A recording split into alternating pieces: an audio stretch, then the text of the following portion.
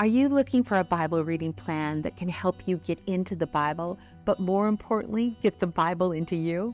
Well, my name's Joanna Weaver, and I'm the author of the best-selling book, Having a Merry Heart in a Martha World. And it's my privilege to invite you to my yearly Bible reading challenge. Sometimes we read the Bible through in a year, but often we read just a chapter a day, using a Bible reading method that has literally changed my life. Rather than trying to read 3 chapters in order to make it through the Bible in a year, we read slower, we read less so that we can reflect more and really listen to what the Holy Spirit might want to say in that chapter that we've just read. Then after reading the chapter, I'm going to encourage you to go back through and choose a verse, maybe 2, that you can respond to in the free journal you get when you sign up for this year's challenge, My Utmost 2024. Now listen, you don't have to write pages and pages. In fact, there's not enough room. You've got a space to record what the Lord is speaking to you. And I like to make it a conversation. So when I write down my reflections on what I've read, I turn it into a prayer. Rather than making it general like, Christians really need to do this and that, I make it first person. I say things like, Lord, I sense you speaking that I need to. Or I say, Lord, I know I need to be obedient to this scripture, but I don't know how to do it. Would you please help me? It's been really powerful to just get honest. And as God's poured out his heart to me, I get to pour out my heart to him. One of the sweetest parts of my yearly Bible reading challenges is the sweet community that's gathered over at my author page on Facebook. Each morning we post the daily assignment, and then people come back throughout the day and leave a comment sharing what the Lord spoke to them during their reading. It's been such a rich time learning together.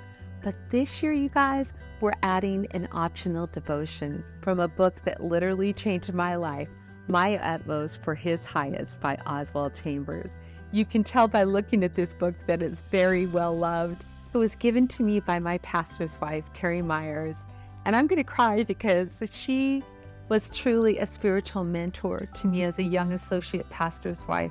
I don't think either of us had any idea that Oswald would become one of my most treasured mentors as well. You know, some people say, Joanna, why are you adding a devotional? We just need the Word of God. That's all we need is the Bible. And you know, I understand what they're saying. We're going to spend the majority of our time in the Word of God, reading less so we can reflect more.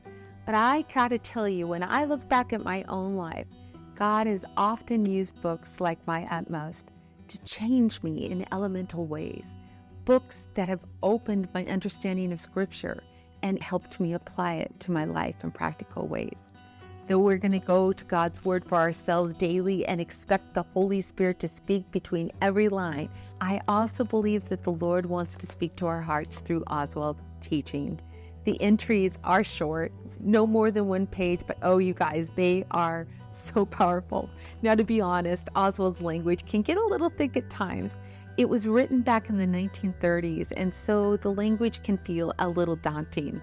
But I still love reading the classic version. There's something so poetic about Oswald's writing, and he uses turns of phrases and even words that I have to really think about.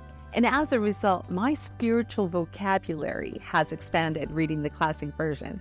But if it feels too much for you, you can be sure to check out the updated language edition.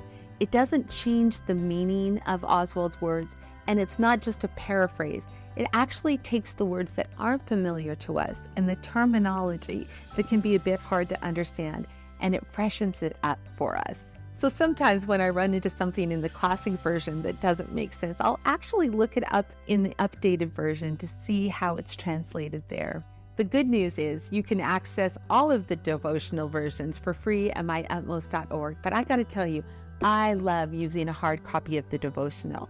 I've left links for both versions in the description below. Having a copy of the book allows me to underline key phrases or words, and when something really stands out to me, I like to write a note in the margin and date it, which I also do at times in my Bible. Because here's the deal, I don't want to forget what the Lord has spoken to my heart. You know, James 1:23 through 24 says that sometimes as Christians, we can behold our face in a mirror And yet, if we're not careful, we can walk away forgetting what we've seen and what the Lord has been speaking to our heart.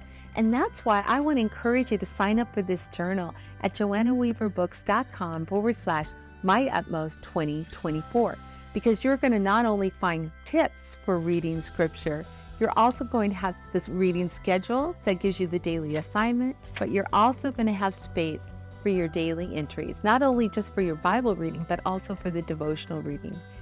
I really hope you'll join us for this year's Bible reading challenge.